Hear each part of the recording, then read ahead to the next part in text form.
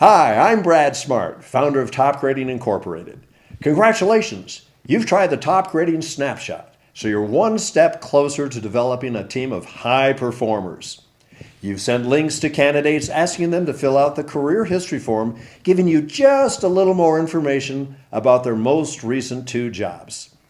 The instructions told them a final step in hiring is for them, not you, for them to arrange reference calls, and no doubt that scared away some low performers, the candidates with lies in their resumes. Soon you'll be receiving the career history forms with the Topgrading Snapshots. This webinar explains how to interpret the snapshots, so you only pick the best candidates to interview. But before explaining how to interpret snapshots, let's look at a bigger picture in hiring, because this frankly is a big deal. A very big deal, potentially the most important learning in your career, because starting today, you will hire better performers. That's a promise. So here's the agenda. First, I'll share some statistics on hiring that are shocking because they're so bad. Bummer. Then I'll outline the reasons hiring is so poor. Another bummer. But then I'll show you how Topgrading, the world's most successful hiring methodology, including the Topgrading Snapshot you're now using, solves all the biggest hiring problems. This short tutorial could turbo boost your career, so stay tuned. As I mentioned, the statistics on hiring are just awful. If you're a manager in a small or mid-sized business, you probably think your hiring success rate is far below what the most sophisticated companies experience. But not so. You probably do as well as they do. Now, wait a minute, is that good news or bad news? Well, actually, it's bad news. I met for a day with just the heads of human resources at just the largest 100 companies in the world. And I started the seminar by asking, what % of the people you've hired in recent years have turned out to be the high performers you not only hoped for, but fully expected and figured you paid for, if the only other category is a mishire? If you didn't get what you paid for, that's a mishire, right? They all agreed with that. Well, the most sophisticated human resources executives in the world estimate that only 20% of their hires turn out to be the expected high performers. Their results are probably similar to yours. The 12 top grading companies in the room said they achieve 80% high performers. Think of that. Most Global 100 companies achieve 20% hiring success, and the top graders achieve 80% hiring success. So I'm guessing your hiring success is comparable to the big companies, where only 20% of your hires maybe turn out to be the high performers you want. Well, with poor hiring so common, the next question is why? And there are 3 big reasons. To begin, hiring everywhere seems to be poor because of, sorry to say, rampant dishonesty. Almost all managers, probably including you, have mishired people because candidates didn't tell you the whole truth, right? It's been estimated that at least 40% of resumes contain lies. The candidate did not work there, or did not get that college degree, or did not achieve nearly all those successes in their resume. And you've realized later, when the person did not turn out to be so hot, that you got conned. Frustrating, isn't it? Why do people lie in their resume and in interviews? Well, you know. For the same reason they lie, they try to hide performance and impress you so that you hire them. Candidates know that they can exaggerate their accomplishments and they can hide failures both in their resumes and in interviews and get away with it because reference calls are almost worthless. Candidates know that their fabrications won't be discovered. Although this is an unfortunate commentary on integrity in the human race, it's a reality. We do know that. It's a reality that it's become almost acceptable almost everywhere to, put it bluntly, lie to get a job. As a hiring manager, how can you tell the honest resumes from the ones with the lies? Well, frankly, until top grading, the answer has been, you can't. And you couldn't, because C players hype their resumes to look like high-performing A player resumes. Well, here's a summary. Hiring is so poor because of dishonesty, but also because of poor screening tools.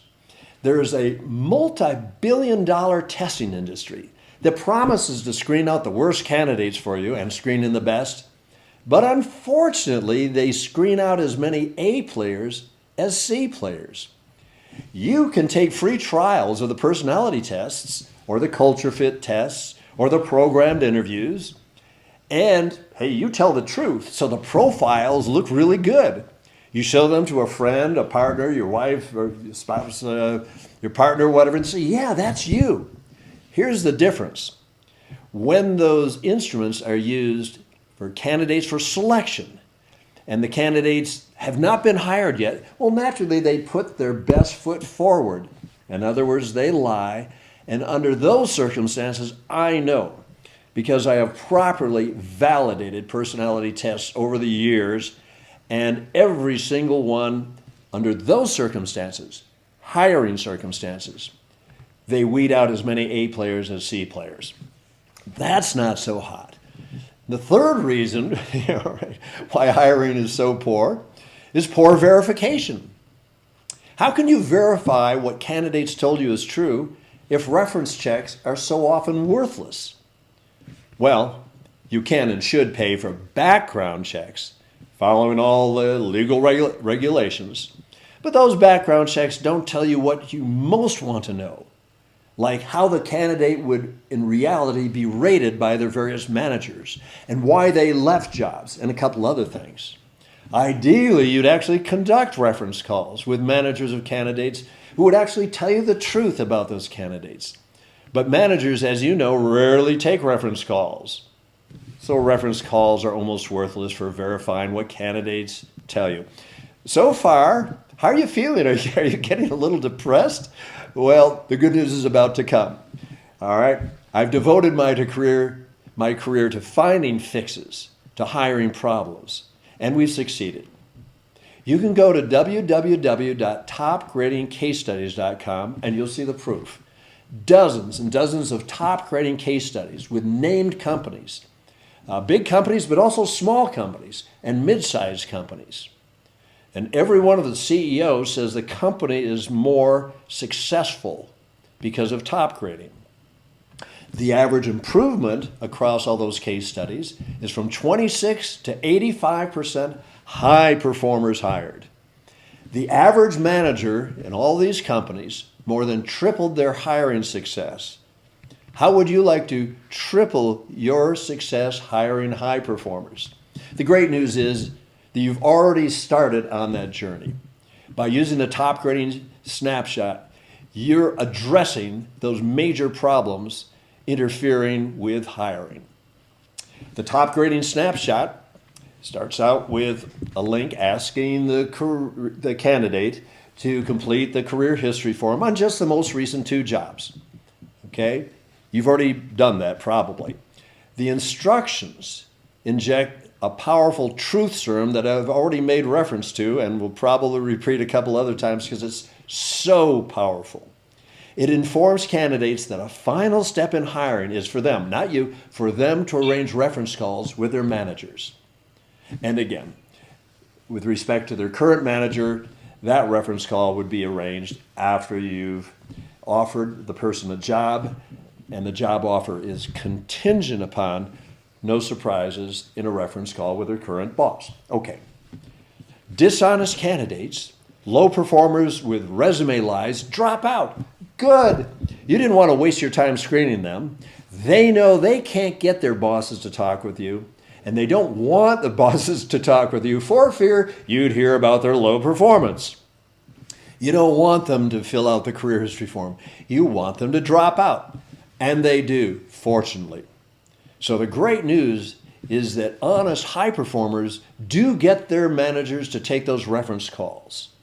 This truth serum has worked very well for 40 years, and literally millions of candidates have arranged those calls with their bosses. The Snapshot is a great screening tool, not just because it scares away low performers, although that's very important, because it shows you what you want to know most, how bosses would rate their performance in the most recent jobs.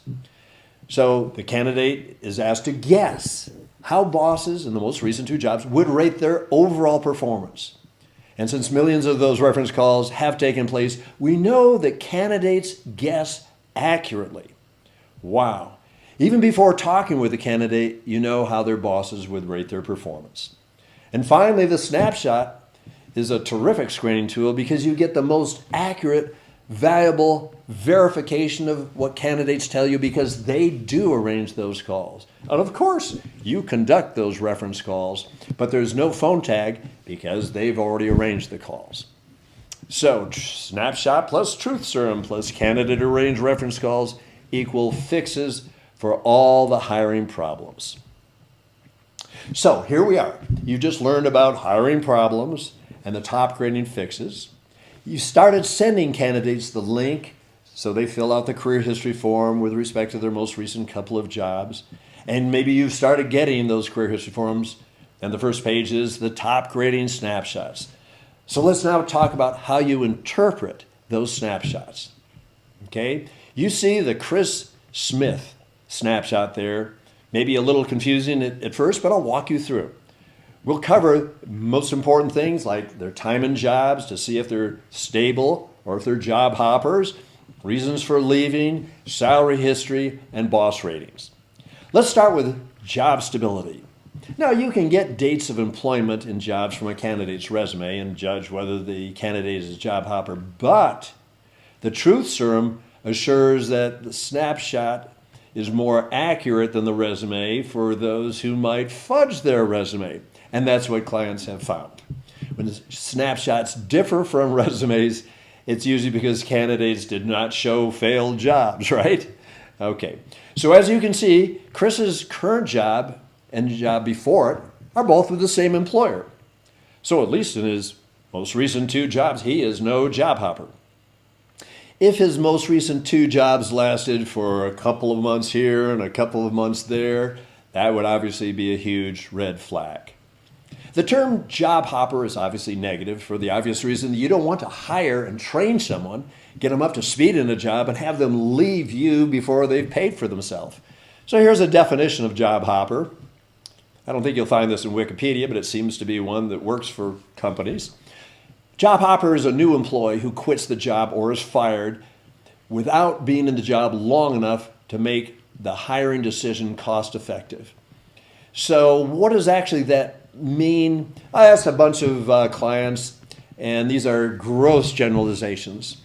But for a receptionist, several clients said you'd want them to be in the job a month. For a call center operator, maybe 3 months. For a sales rep, obviously depending on what that job is, 9 months. Supervisor, 1 year. Mid-manager, 2 years. Executive, 3 years. You might set the minimum number of months for you based on your unique circumstances, considering 1, the level of pay in the job, and low-paying jobs usually involve only a day or 2 of training, so you're more tolerant of job hopping, okay? Excuse me. Number 2, how scarce good candidates are.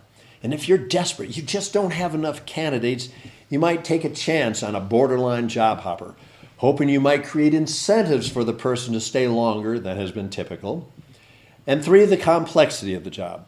It's foolish to hire someone who's had 3 jobs in 3 years if it takes 2 years for someone to get up to speed and be fully productive.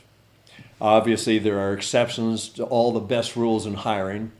At the extreme, there might be perfectly good reasons why a person would have 3 employers in 3 years. You can make up the reasons as well as I can. Maybe their company was sold. Well, that wasn't their fault. Maybe a hurricane wiped out their division. That's not their fault.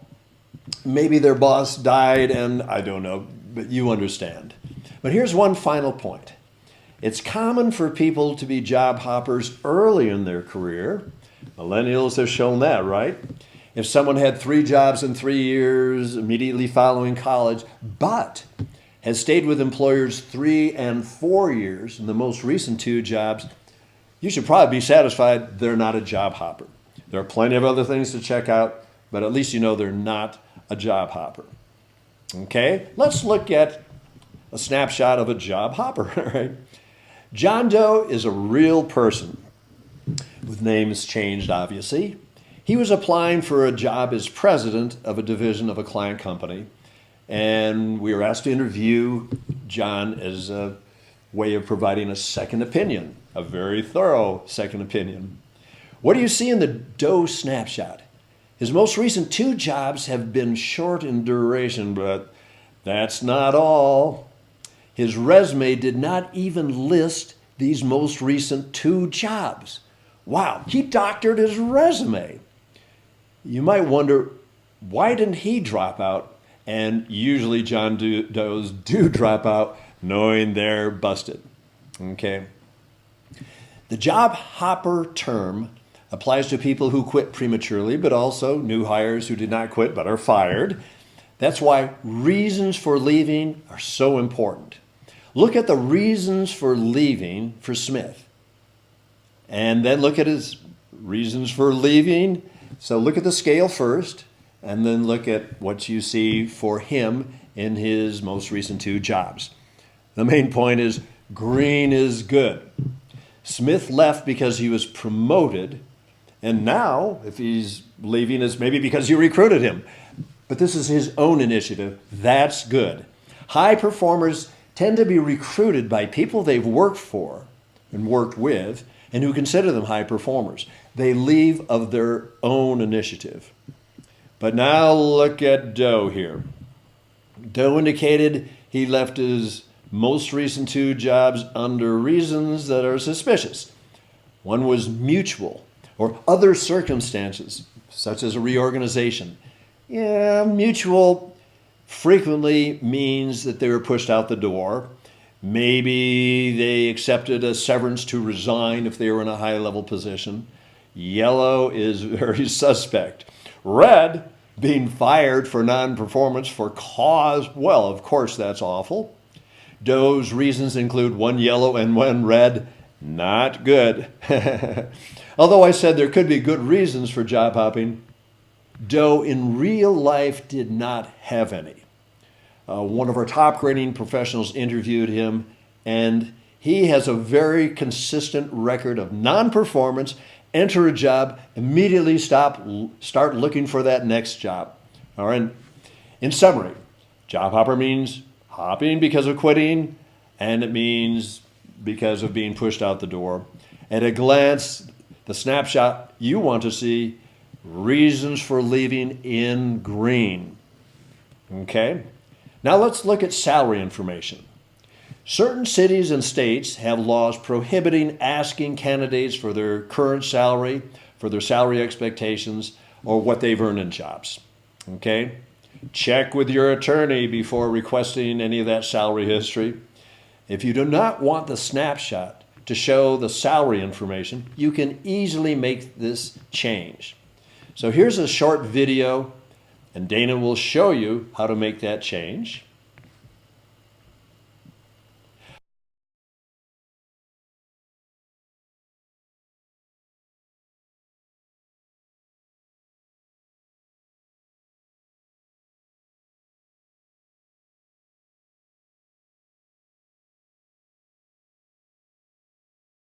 For those states where it is still legal and you want to ask about salary history or salary expectations, fine, that can be valuable. Smith's salary, as you can see, is about $75,000.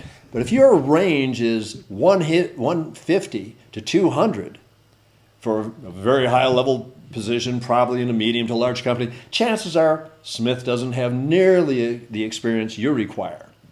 And if you can only pay $50,000, Smith would probably not be interested, although might be worth talking to Smith. Maybe he could recommend someone, okay? But now let's look at Doe. What? John Doe, the job hopper? What? With lousy reasons for leaving? He's earning about, or most recently he says, $175,000. How can this be?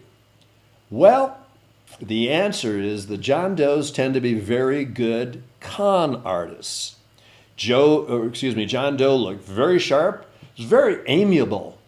All right, the gift of gab. He's gotten hired at higher and higher salaries based on the most superficial qualities. Trouble is, his track record is failing in jobs. Now, let's look at the most important information any candidate screening tool could possibly show. How bosses would rate the candidate's overall performance.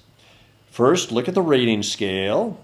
In the decades of use, what we've learned is estimated boss ratings are quite accurate.